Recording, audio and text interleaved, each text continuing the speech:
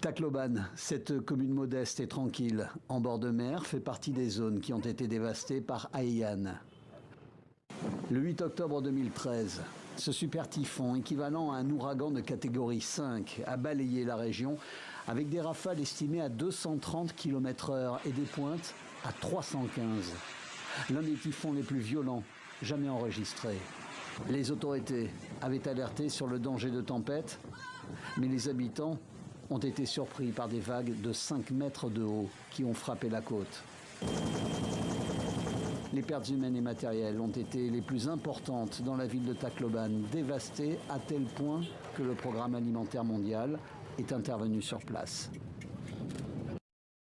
10 ans plus tard, le maire de la ville pointe en contrebas un groupe d'habitations. Vous pouvez voir là-bas ces toutes nouvelles maisons.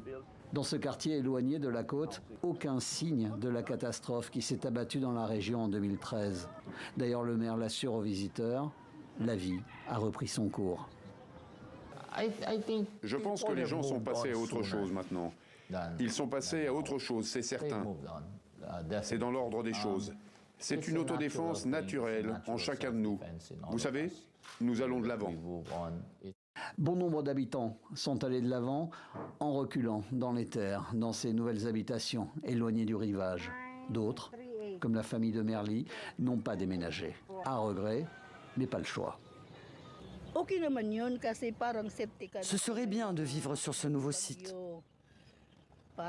On serait dans un endroit sûr en cas de typhon. C'est loin de la mer. La mer peut être effrayante maintenant. Mais beaucoup d'entre nous sont des pêcheurs et il n'y a pas de source permanente de revenus pour nous sur le site de relocalisation.